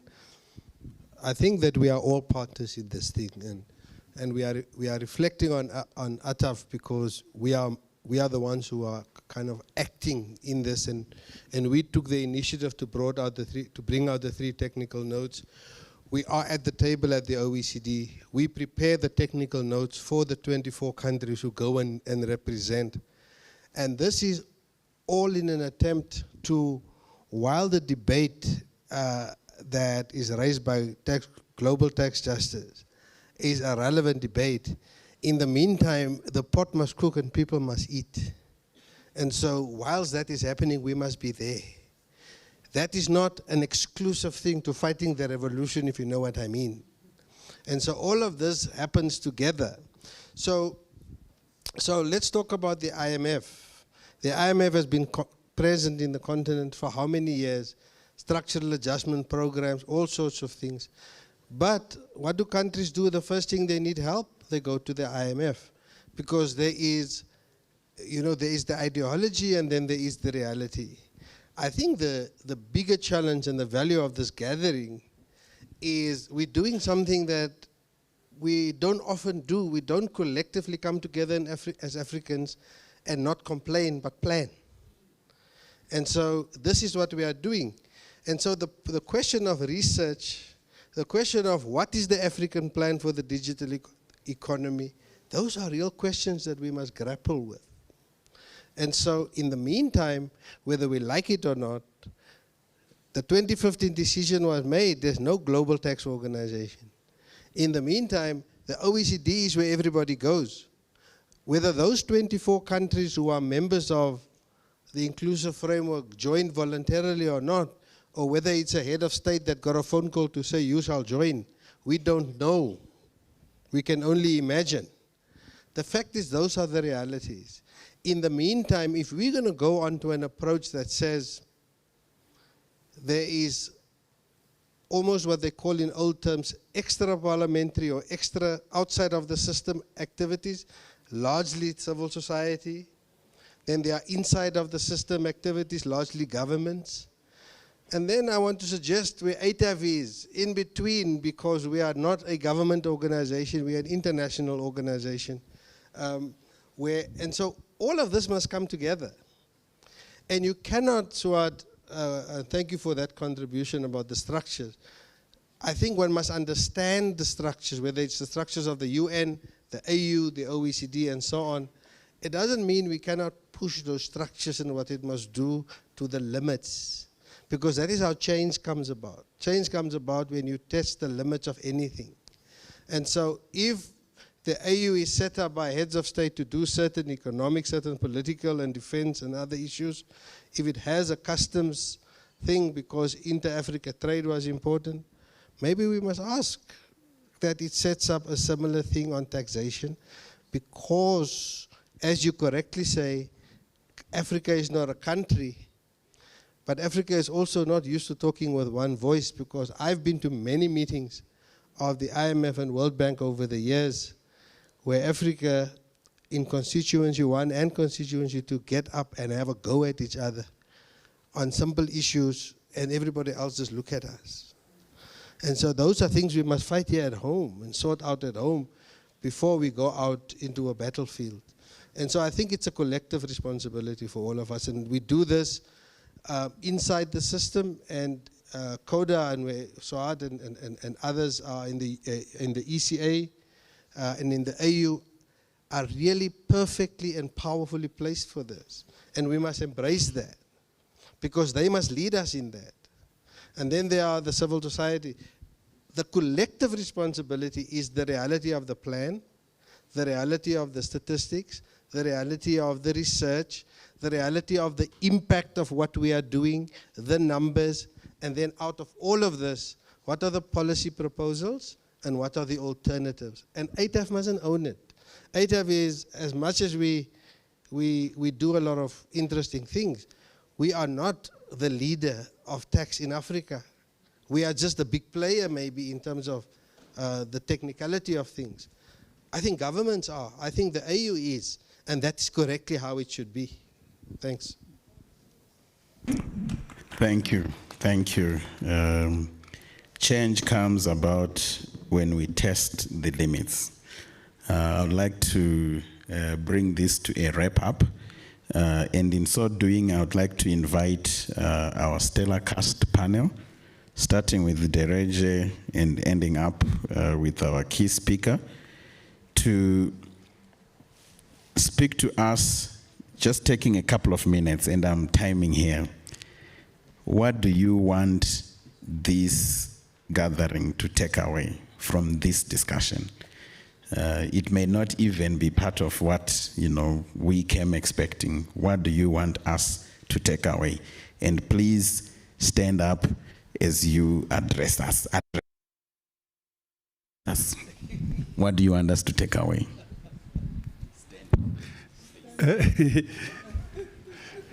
No. Okay, let me formulate it this way. What I want this meeting to take away with it. There is a danger that OECD is pushing our countries to sign up to something which might not be any advantage to Ethiopia. Correction. Please respond to any specific questions that were given to you and close by telling us what you want us to take away. Don't respond to every question, though. Okay. Actually, two issues I want to. One is from my Senegalese friend. What are we trying to do? There is, if we cannot positively influence something, I take the slogan of Logan, say, disrupt. We have tried to follow the WTO process. We have tried to follow the EPA process. What we tried to do was at least to delay bad agreements. So also in this process, I think for me, a positive influencing might not be, the time might not be ripe for a positive influencing, but stopping something that can have negative consequences, disrupting the issue so addressed. It is a dilemma, the problem we are in. And it has always been the case. But the only thing is we cannot benefit from anything international. Africa comes up as an interest group, as a voice. There are positive examples for this. The Common Africa position during the SDG. It was a very fantastic process. It influenced not only what happened in Africa, it influenced what happened at the United Nations. Some of the clauses in that thing were products of the Africa Common Position thing. When there is a difficulty, we should not look for a false shortcut. We have to continue the process of making the African Union an institution which speaks on behalf of Africa. We have to learn from the IFF process within Africa. So that is why it is important to know the structure and to try to influence this process, and also to expose what is at stake. That starts really with that. During the FFD negotiation, one of the problems was to expose to African delegations what is at stake. Okay, the second thing is this. As you said, G24, India are fighting a battle. There is, for me, a huge pressure on them, on G24 to disband, on India to abandon its position. I can quote the head of your department giving an interview, criminalizing India for its position almost, and praising the US position to the skies. A facilitating secretariat cannot condemn the position of one negotiating partner and praise the position of another. So there is a danger of bringing the US line as the only acceptable compromise. If they don't do that, Trump will tweet. Vasha, to show seriousness, please stand up and respond to questions and tell us what we should take away. Thank you. There were two questions posed, the one by Senegal. I'm not sure what was not taken into account, but we can talk about that. But I just want to say that Senegal is a member of the Inclusive Framework and is a steering group member. So you have the opportunity, if something wasn't taken on board, to actually bring that forward when you go to the Inclusive Framework as well as to the steering group meetings. The other question was in terms of the statistics.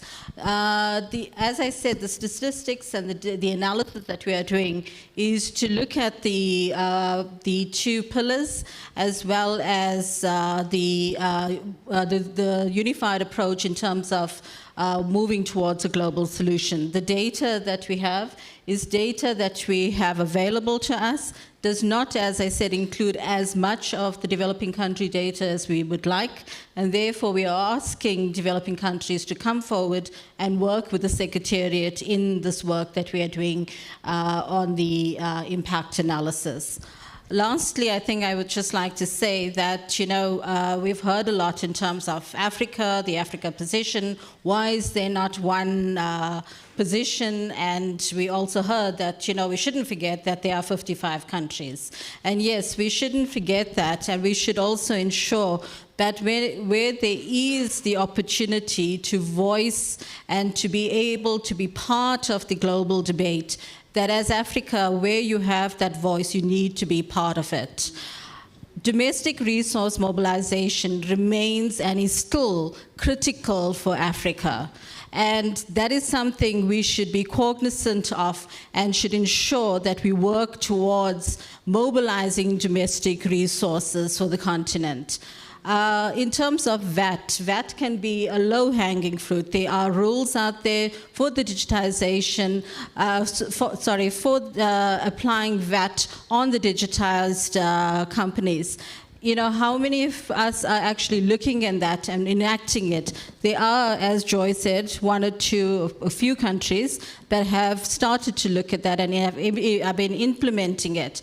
But that's something that we should work with Stephen and his committee to make sure that we do take this and we enable the mobilization of domestic resources.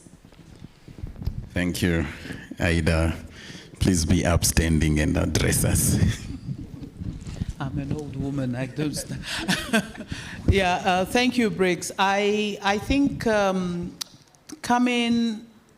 your question about this is a techno economic revolution. Every technological revolution is an economic revolution, because whether it's it's the first revolution, first industrial revolution. It's effectively every technological revolution ushers in a new industrial revolution from the first right up to this fourth that we're at. So I wouldn't say exclusively, but what is unique about this is that it is creating new roles, and that's why I made reference to the fact that our tax administrators, for instance, identifying techno-economists that they could work with, because these are the guys that are going to be able to map out and project what a digital economy within a country would look like and capture the trends that are ongoing, to be able to better inform the tax administration. So I just wanted to refer to that. To Swart's point about a common position, Swart, there is a need for a common position for Africa on taxes, particularly taxes to do with the digital economy, simply because there's no consensus, and simply because this is such a fast-moving area that Africa at least needs to have some principles that defines what they consider as important areas that they need to take to the international table, whether it's the UN Committee on Taxation. But so far, my frustration is that Africa goes and listens a lot more to the international community and kind of takes what the international community is offering and bring it to Africa. My thing is that we have certain needs. We have certain needs, and therefore, what the digital economy means for Kenya is totally different from what it means for France.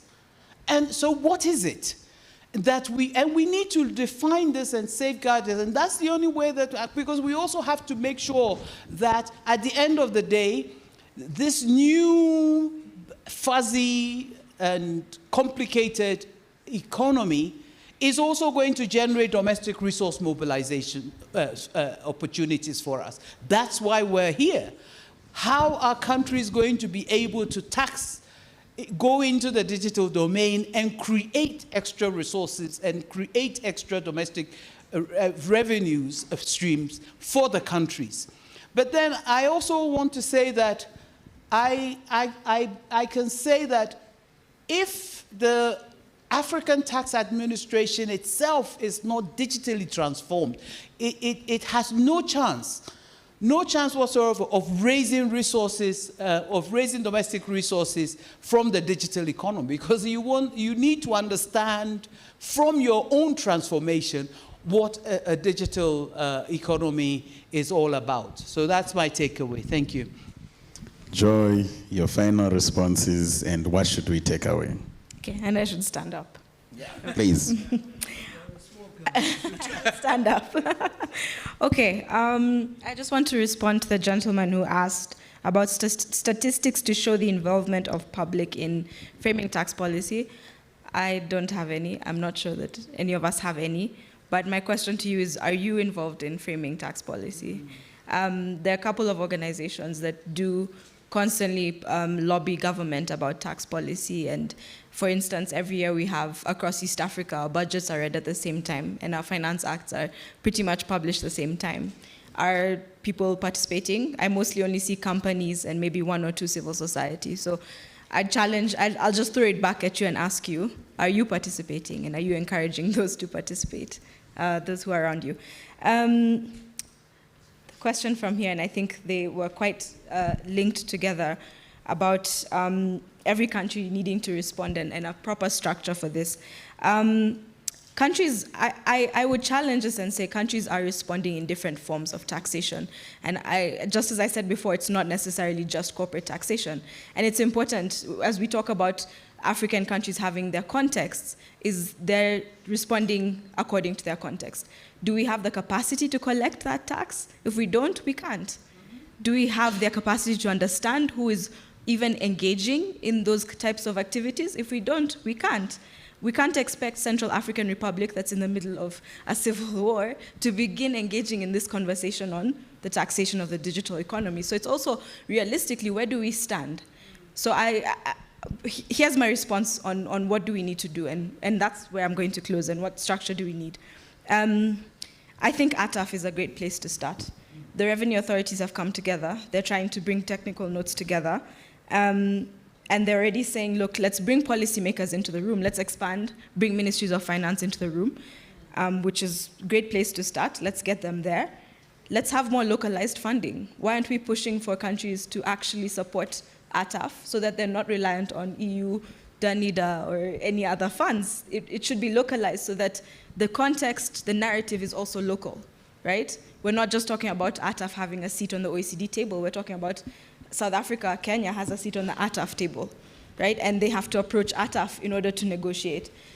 So my final statement is, how does the narrative that Africa is not one country define our ability to work together? The EU isn't one country, but they do behave like one country. Thank you. Mustafa, you started this. Yeah, please close it up for us. Yeah, so I just want to respond to the techno-economic revolution concept. I'm not trying to challenge both of you, but I think it's important that we appreciate where we're coming from as a continent when we look at technology. Currently, we have the M-Pesas, where you go to Europe and you don't have M-Pesa in some of these countries, and they envy M-Pesa. It's a technological innovation that has helped financial inclusion, low-income people. It has given opportunity for them to be financially included in the economy. So I think when when we are looking at the challenges, although my conversation was mainly on the challenges focused on taxation, but we should also look at it's not all bad news. There are a few things that I think we can look at and say we've come a long way. And if you look at the mobile penetration in Africa from 20 years ago, the growth has been in thousands of percentages. So I think if we are actually going to solve the current challenges and the potential challenges, it will be good to identify, to acknowledge some of the the improvements that we've made, and sort of have a peer learning exchange between African countries to learn lessons, even though we're not the same, but we have a lot of similarities. Thank you. A big hand, please, a big hand. They lived up to being a stellar cast panel. There's no doubt about that. So thank you very much to the whole panel. And thanks to you as well for participating in the conversation. According to our program, you are required to be breaking for tea and to network right after this. The announcement to the panel is that you are required to appear for a photo opportunity right after the panel. So thank you. Go enjoy your tea. Go network. Let's continue the conversations. Yeah.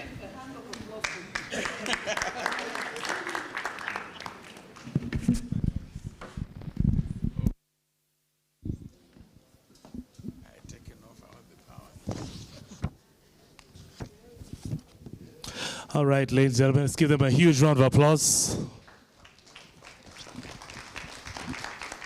So I think Mr. Briggs, you advised us properly. Yes, we're going to have a tea break, but I'd also like to invite us all, because we've got a side event which is happening in the next couple of minutes upstairs, and it's a TJNA event, and we'd like to invite us all to go and have a look at it. It's a new report that we're launching, Vulnerability and Exposure to Illicit Financial Flows and the Risks in Africa. So all of you are invited. You can grab your tea and quickly go up there. It's starting, I think, in the next 10 to 15 minutes. And I'd like to thank you all for being a stellar cast of individuals for day one. We'll be back bright and early tomorrow at 8:30 a.m. There are just two special messages that I was asked to pass on. You know, seeing the fact that we are a Pan-African group of individuals, it would be unfair of us to forget that today happens to be two special people's birthdays. So number one, we'd like to wish a happy birthday to Leonard Wanyama, aka Mr. President.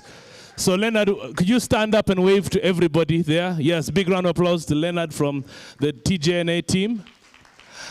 And then we'd also like to say happy birthday to everybody from Niger. Today is the Nigerian independence. Let's give them a round of applause also. So if you see Honorable and the team from Niger, ask them to buy drinks today. All right, so we'll see everybody upstairs, and we'll meet tomorrow at 8:30 a.m. Thank you very much. God bless.